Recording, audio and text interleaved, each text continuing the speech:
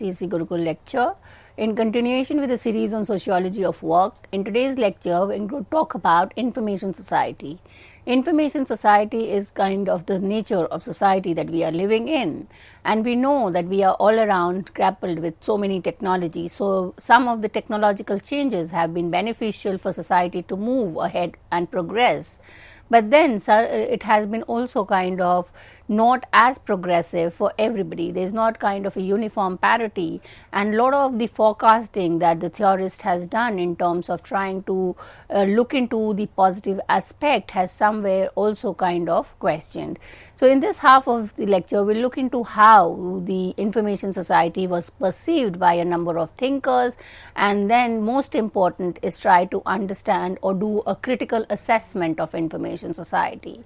So, new technology of electronic communication is the symbol of information society. Rather, information is the symbol of progress and a developed society. Industrial society was an era of manufacturing society. We all know this. So, pre-industrial was agricultural and industrial society was manufacturing. Information, computer, technology are the symbols of post-industrial or advanced industrial society. So, with the increase in information technology, computers, electronic, the service sector kind of expanded, and therefore Daniel Bell in his work Post-Industrial Society argued that it is a society of service sector. It is a society where the knowledge worker, that is those who are working with information technology, are the commanding ones, or it is he was also kind of predicting and saying that the future would be of the knowledge worker. And we can see that one important thing about information society is that it is a timeless and spaceless society. Why timeless? Because it is not kind of necessary that we can be kind of limited according to time. We can work across time. So, we can fix time. Computer, say for instance, I want to listen to a lecture in America, I tune my time according to that. So, it is kind of not restricting myself according to the time that I follow. And the second reason why it is timeless is also that we were working in nanoseconds. It's kind of very fragmented earlier, and this is again when we look into the shift of society from say primitive to advanced modern society, and kind of refer to the Evans Pritchard's work of time and space among the newer. He kind of categorically says that there was no reference to clock, there was no reference to any kind of classified time. And then the society moved and the time mechanical clock was invented, and we started kind of regulating our time according to the mechanical time. And this went on, and this classification into hours, into minutes, into seconds, and now even the second has been fragmented further. So, we are literally living in a virtual world. IT revolution compressed time and space into world occumeny. Occumeny means that we are always thinking about future. We are not kind of thinking about the present. We are so much into forecasting. We can so much think about what's going to happen next. So much of prediction, so much of forecasting that we are almost living in the future. We can also kind of say that it is a spaceless because we are not bound by the territorial boundaries. So, especially during the last few more than say it's going to be almost 2 years, that we scholars, students have been accessing work in library across anywhere in the world. You can have free access or you can have paid access. So, you need not necessarily physically go to the library and read the book. You can have access to it, and thanks to the growth of information technology. So, in industrial society, time and space was bound. It was kind of territorially regulated, and nation state emerged as very important institution to regulate territories and to ensure that each one, and that is why these time slots were made and which differed from country to country. So, that has kind of moved on, and we are now living in a timeless and a spaceless society. Now, when we look into the impact of information is not only in terms of making it timeless and spaceless, but much more.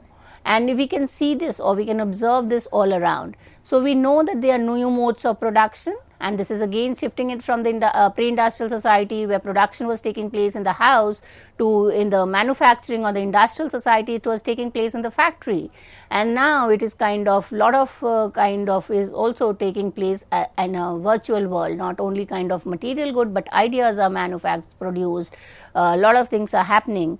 So there is a change in the modes of production. The second is change in the source of wealth creation.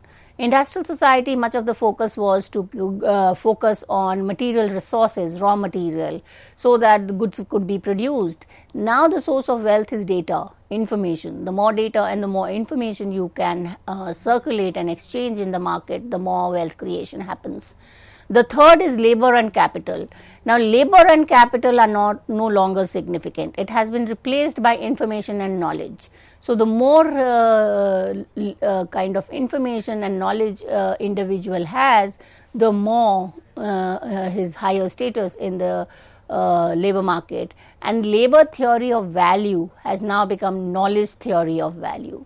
The next is eliminated the need of war. Now, there is no need for people to kind of have physical war on the field. It is kind of also kind of considered at an ideological level, or it kind of through discussions and debates that differences are sorted out. And the last one, which is of very significant, and we need to kind of critically assess this, is enhances democracy. Because everybody kind of have information, it kind of leads people to be aware, and that is why in all government policies the stress is on transparency and accountability.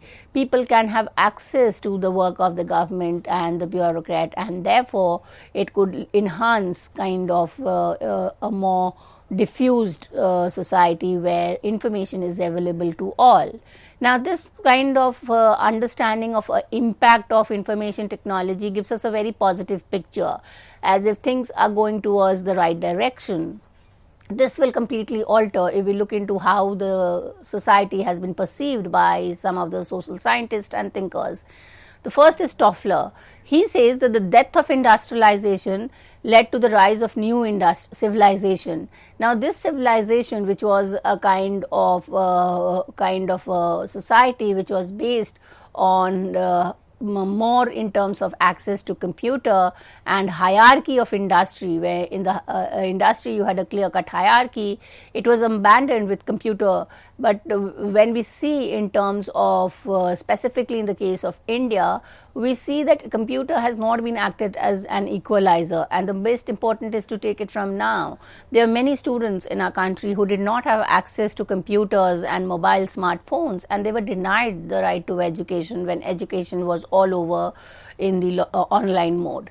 Next thinker is Stoner. Now, Stoner says post-industrial is peaceful, democratic and era of plenty, in which everyone will have life of learning and leisure. Now, even this is kind of a depiction of what's happening in the Western society, where it was kind of yet able to kind of create an more or less egalitarian society. Coming back to our own country, it would be very difficult to actually say that it is a country of plenty, because over the years, and specifically in the recent years, we've seen the gap between the haves and have-nots have kind of widened, and there's a small percentage of the population who are kind of earning what would be the total of the rest. So that is the way in which it has led to a kind of increase in inequality. And that's why it is important to refer to Masuda, who says that information technique actually is a mystical caste. It would be very difficult to kind of empirically prove that it has led to a democratic and equalitarian society.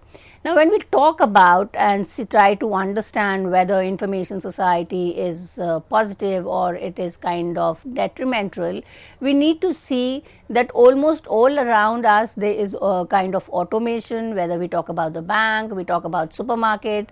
So in some way, when this automatic things happened, it kind of took away employment from those who were at the lower level. And then there was also disappearance of check and cash payment. Another instance of network society is word processor and fax. And now we are moving ahead. We hardly use fax and word processor. We now use email, WhatsApp and Telegram for exchange of information. Telebanking, teleshopping, e-commerce, e-business, these are the ruling ideas. So it is if we kind of go again back, we see that it is these areas which are kind of considered as most profitable, and the creation of wealth is maximum.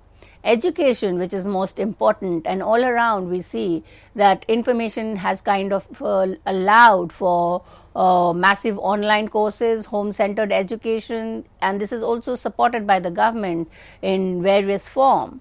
But there is a kind of a critical thinking which is required, that there is some amount of a vicious circle which this information society has kind of generated, because one needs to keep in mind that access to information society is class based. Those who are kind of belonging to the lower sides, those who are from the economically weaker section, they do not have access to such high information, and therefore they can be left outside of the entire education system. This is something that we as Indians need to think about.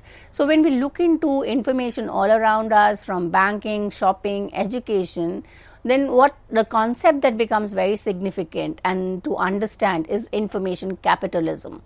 So there is an element of inequality, if we kind of refer it to as information capitalism, because there is a monopoly. There is a monopoly of a class which have access to information, and it is that class which is progressing and further moving towards capitalist or becoming capitalist, have wealth. And it is this class which does not have access to information who will remain to be the have-nots and be and their labor appropriated by others.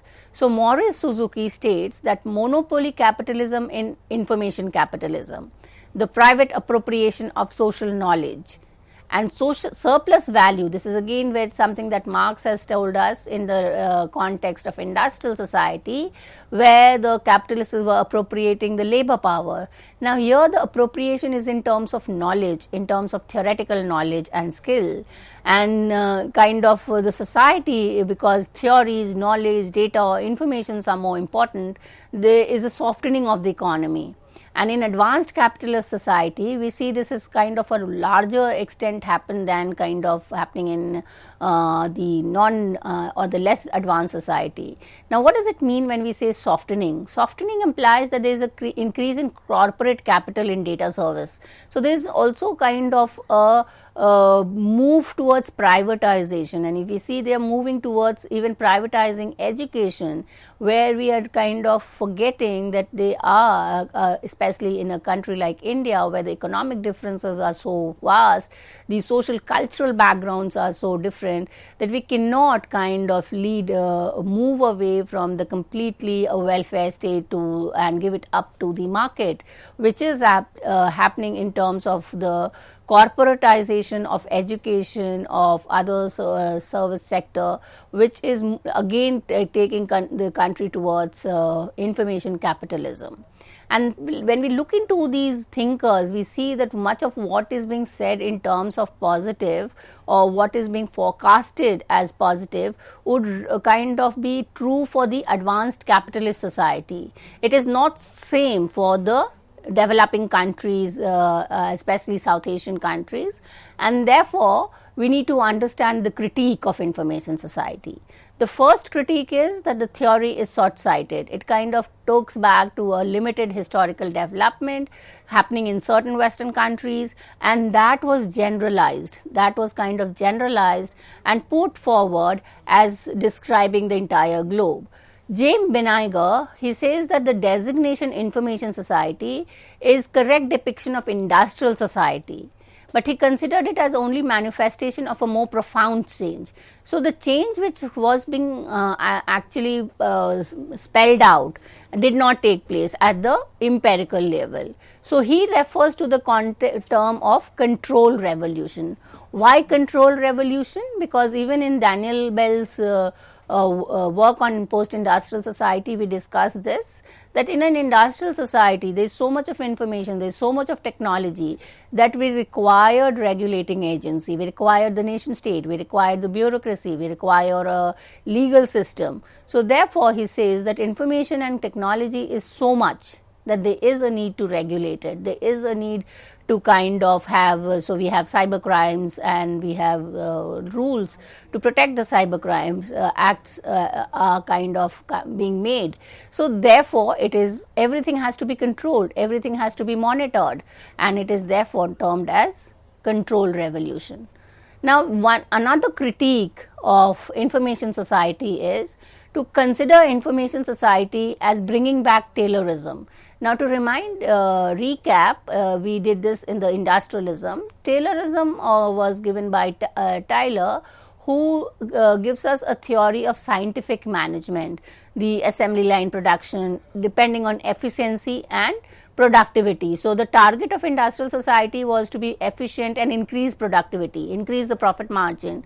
Now, the same thing has come in, only difference is in the industrial society it was through machine, now it is through information. So, Robbins and F. Webster, they see information society as further application of Taylorism. And what is the difference? What is the similarity between information society and Taylorism? Number one is redefined division of labor. So, division of labor has been defined. In industrial society, it was in terms of workers working on the machines, those who could work and those who could now. Now, it is on the basis of access to information. The more data you have, you would be kind of compensated high and put over a higher status, and those who do not have are obviously at the margin.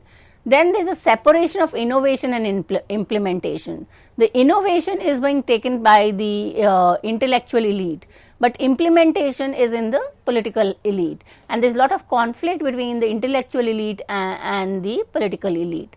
Then there is also standardization and fragmentation. Now, everything, even say the technology is progressing. Why is it progressing? Because it is trying to find out a more say for instance, we had the heavy mobiles which used to be very heavy, and now the competition was to make the most lighter. So, how would they actually achieve this? They would be achieved only by fragmentation of the work and standardization of the work. So, Braverman, he says that in the service sector society, there is a lot of application of Taylorism. And why? Because what was happening in the factory, nothing has changed. What has changed is only the space has changed. Earlier it was the machine and factory, now it is the office, though it could be an air conditioned office, it could be kind of well externally looking very well, but the amount of alienation, the amount of routinization faced by even the white collar worker is very high. So, there is only a change of term of white and blue. The working conditions or the level of experience of the workers are kind of more or similar. So, computer was considered as kind of something that would kind of liberate workers. They would liberate the manual workers from their boredom and routinized work and make it more innovative. But the same did not happen. And why? Because a majority of the office workers, there is a level of de-skilling that has happened, you know. So, if you know, there is a lot of vacancies in the paper which says data entry operators requires. Now, these data entry workers are knowledge workers, they are working in the service sector, but they are not kind of doing any innovative work. They do not require any skill. What are they doing? They are just feeding data into the computer, and that is routinized, that is lack of innovation, lack of creativity. So clerical work, that is all at the lower level, they become slave of computer. They continuously just feeding data, entering forms. So there is no amount of creativity and no training. And if we look into what was said as the service sector has increased, the larger chunk or the larger employment of workers in the service sector is at this level, at the lower level, which is unskilled and untrained workers. So computer work actually led to the splitting of the task, leading to routinized worker for a mass of kind of small elites. So there's a small elite, say those who are again specific degree is required, say you have software engineers and technicians, they are very small in number. The larger mass is of the untrained, and the lower ones are just kind of feeding data and doing what instructions have been given to them. So for instance, someone needs a record of the number of employees in a company. So the HR head or the head of the will give the people who are doing the data files of the individual employers, and they will just make an Excel sheet, and that's it. So beyond that, they are not doing any kind of creativity. So according to Morris Suzuki, semi-skilled computer worker as typical worker of the time. So and that again we see in terms of the training skills, and this is again a class based phenomena. So many in the say middle class and lower middle class, and this is something which is found among the youth, who kind of just enroll for say diploma course in computer app because they cannot afford to do engineering course, especially because much of it is privatized and at a very high cost. So those who are not able to do it would kind of end up doing a diploma, and these are actually the core which has been highlighted as the knowledge workers. So that is important to understand the critique of knowledge worker. Who are the knowledge workers that we are talking about, and what are the working conditions of these workers? So they are only professional in terms, and this is also something which happened in the last few years. If we look into the industries, lot of renaming happened. Lot of redesignation happened. This designation changed, so nobody calls anybody as a clerk. It is considered as kind of demeaning. So people now use assistant, and the best example which has been given is the term which is used for plumber. Now they are called healing engineers. So even so, someone who was working in the say account is not now called as a clerk or as accountant. He is now called as accounting specialist. So there are a lot of terms like relationship coordinator. Even from a gender perspective, earlier it was housewife. So housewife, people said that it was reflecting as if they are not doing any work. So the term which came up, and especially by the advertising agency, was to use the term homemakers. So that sounds a little positive. And even in terms of external appearance, there's a lot of stress on external appearance of the workers. They might be doing the same kind of mundane everyday work, but they need to present themselves, because the external presence is going to earn them money. So that is kind of change that has taken, which is only at the external level. It would be very difficult to ascertain the level of skills and knowledge, because there is a variety and heterogeneity among the workforce. And again we see that in different societies, same kind of work, different kind of qualification is required. So the service sector's growth, which has been highlighted by the theorist of information society, is actually to be critiqued, and there has to be a kind of an understanding where the change has taken place, where is actually the expansion taking place. And that is what makes thinkers to say that from industrial to post-industrial society, it was a very gradual and the change was evident. But from post-industrial to information society, the changes are not as much kind of inevitable, and the changes are not empirically witnessed. And then this another critique of the knowledge worker is that much of the work in the human services has declined, and middle management has been affected by computerization, because many had to kind of either give up their job because computers and technology came in. And this can be also see that when we look into the middle management, we see that a lot of teachers were facing a lot of problem when they were not so well equipped with computer and technology, and then there were actually many say from who could not have access to computers and smartphones actually gave up their job. They kind of, so computerization is not always to be seen as positive, it can be negative as well. Then the best critique is that if we look into the organizational structure, it is a glass shape. What does that imply? That the skilled knowledge workers are very few on the top, but the bulk of them are at the bottom. So last few years, say last decade, the job has been increasing in the tertiary economic with low level of skill, increase employment of women, part-time work, and we see this all around in all sectors. There has been a drastic increase in part-time workers, women workers, and we see advertisements also where they say that housewives can work from home.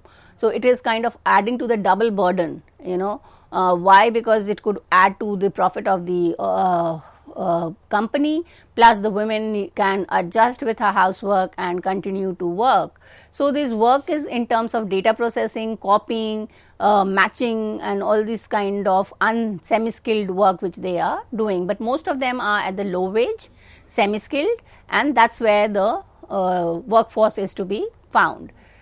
Now, when we look into the political economy of information society, we realize that there is a decline in human services, increase in private sector and business. Even the government has kind of given up a large sector to, say, hospitals, education, to the private sectors, and government is encouraging information technologies in school, and these are run by private companies.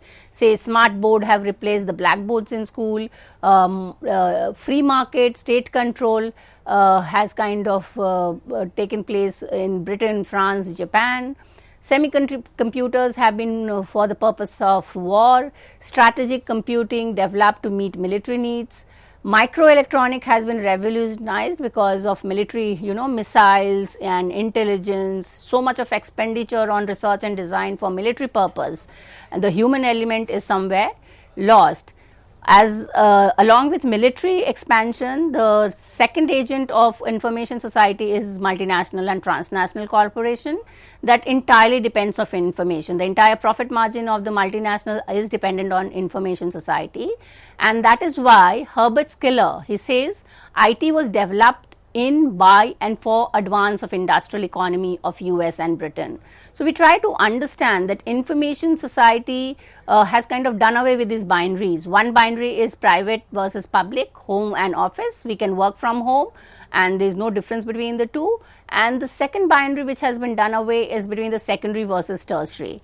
So the manufacturing and the service sector has some amount of integration. The manufacturing are also doing service sectors are also doing migrant.